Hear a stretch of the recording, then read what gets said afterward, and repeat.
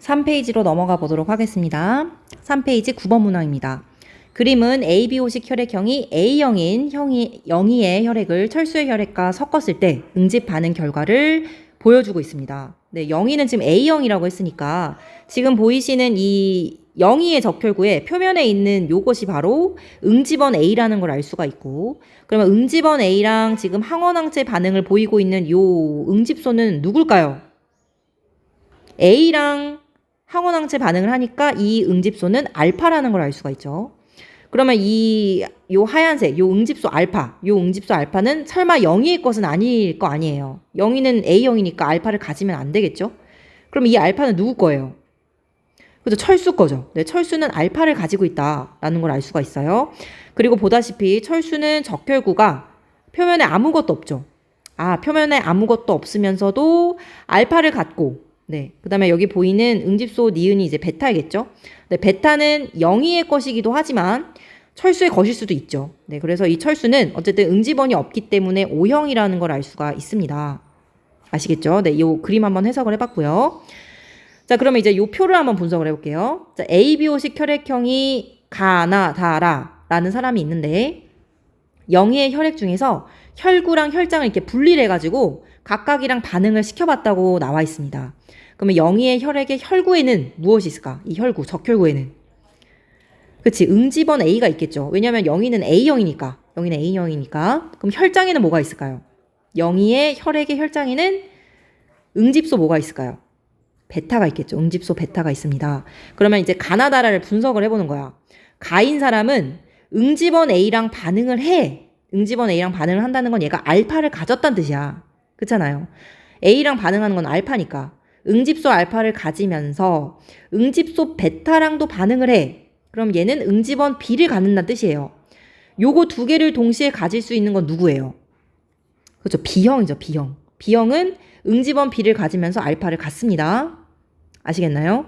네, 그 다음에 이제 라를 한번 분석해 볼게요. 라는 이제 둘 다 마이너스이기 때문에 좀 더 쉽거든요. 왜냐면 응집원 A랑 반응을 하지 않으면서 응집소 베타랑도 반응을 하지 않는 건 누구냐면 당연히 얘들아 근데 A형밖에 없어요.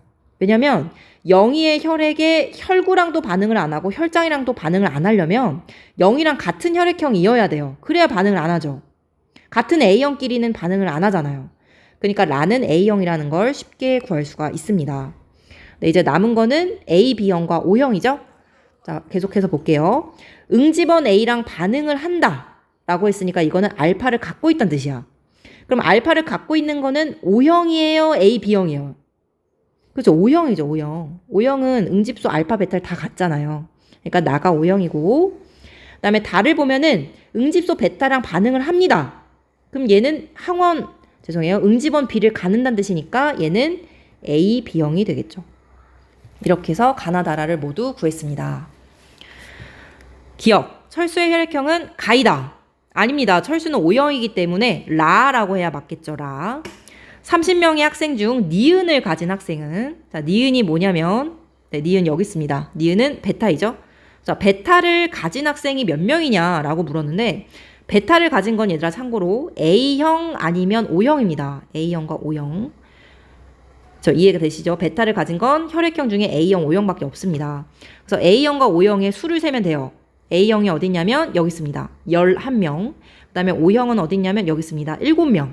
그래서 11명과 7명을 더하면 18명이 맞습니다. 0이의 응집원과 기억. 기억은 응집소 알파입니다. 0이의 응집원은 참고로 A입니다. 응집원 A. 응집원 A와 알파의 반응은 항원항체 반응이 맞습니다. 그래서 답은 4번이 됩니다. 10번 문항입니다. 다음은 혈당량 조절에 관여하는 호르몬들의 작용을 나타낸 것이다. 자, 가를 볼게요. 근육세포에서 포도당 흡수를 촉진한대요. 그러면 혈액 속에 흐르던 포도당을 근육세포로 넣는다 라는 뜻이 되기 때문에 혈당량을 높여주는 걸까요? 낮춰주는 걸까요? 그죠, 낮춰주는 거겠죠. 그래서 얘는 인슐린에 대한 설명이 되겠고요. 나를 볼게요. 간세포에서 포도당 생성을 촉진한다 라고 했습니다. 그러면 간에 있던 글라이코젠을 포도당으로 분해해서 포도당을 만들어낸다 라는 뜻이기 때문에 얘는 혈당량을 높여주는 호르몬입니다. 누구죠? 그렇죠. 글루카곤이 되겠습니다. 글루카곤. 다음 달을 볼게요. 간세포에서 글리코젠 합성을 촉진한다 라고 나와 있는데 이 글리코젠이 글라이코젠과 같은 거거든요. 네, 글라이코젠과 같은 것입니다. 글라이코젠 합성을 촉진한다 라고 했기 때문에 얘는 혈당량을 떨어뜨리고 글라이코젠을 합성을 시켜주는 그렇죠. 인슐린이 되겠죠. 그래서 답은 가와 다 3번이 되겠습니다. 11번으로 가도록 하겠습니다. 그림은 바이러스 X에 처음으로 감염된 쥐에서 바이러스 X, 항바이러스 X 항체 면역 단백질 Y의 농도를 시간에 따라 나타낸 것이다. 지금 바이러스 X를 보니까 처음에 이제 쥐한테 감염이 됐을 때 굉장히 이제 농도가 높아진 걸 볼 수가 있어요. 그런데 이제 어떤 우리 그 쥐의 방어 작용에 의해서 점차 바이러스의 수가 줄어들고 있는 모습을 볼 수가 있습니다. 네, 방어에 성공을 하였네요. 자, 이때 작용하는 게 항바이러스 항체라는 게 있어요. 네, 항바이러스 항체가 감염 직후에는 안 나오는데 나중에 이제 4일 정도 지났을 때 서서히 올라가는 걸 볼 수가 있습니다. 아, 항체는 바로 나오는 건 아니구나.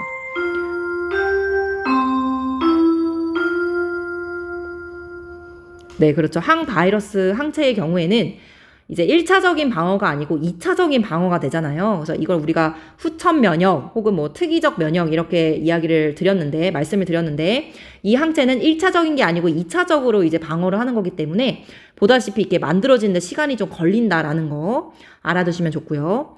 그 다음에 이 면역 단백질 Y는 누군지 모르겠으나 감염 직후에 이렇게 증가하죠. 그러니까 얘는 1차적으로 방어를 할 때 쓰이는 거야. 그러니까 1차적인 방어다라는 말은 얘는 비특이적 면역을 의미를 하고요. 비특이적 면역. 그 다음에 이건 뭐 같은 말로 선천 면역이 있었죠. 그래서 비특이적 면역이자 선천 면역이자 1차적으로 작용하는 1차 방어 작용을 의미를 하고 있습니다.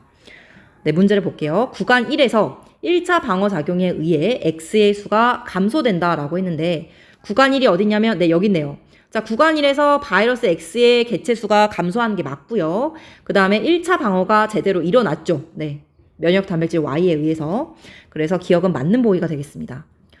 구간 2에는 X에 대한 형질세포가 없다라고 했는데 아니죠. 구간 2에서 얘들아 항체가 만들어졌잖아요. 적은 농도이지만 어쨌든 만들어졌다라는 거는 형질세포가 작용을 해서 항체를 분비하는 데 성공을 했다라는 의미가 됩니다.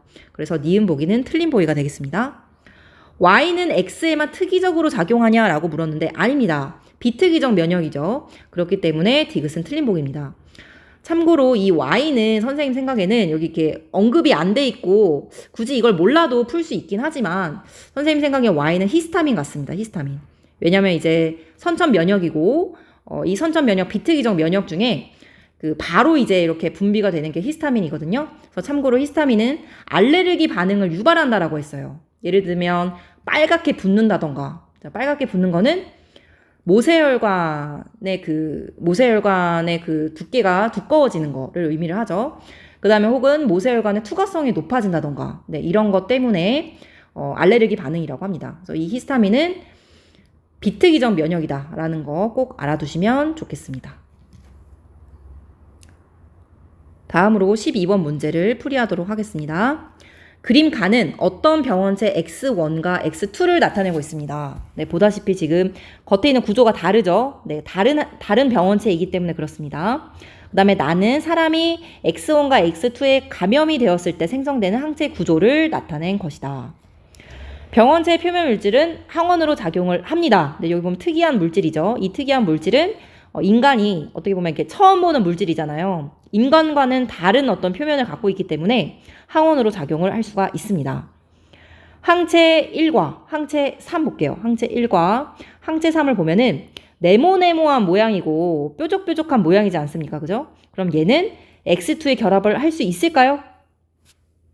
할 수 있겠네요. X2에 네모네모한 부분이 있고 세모세모한 부분이 있기 때문에 잘 결합을 할 것 같습니다.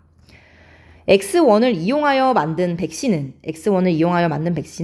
항체 2를 생산하는 기억세포의 형성을 유도한다라고 했는데 아닙니다. 왜냐하면 이 X1은 네모네모한 항원 부위를 갖고 있잖아요.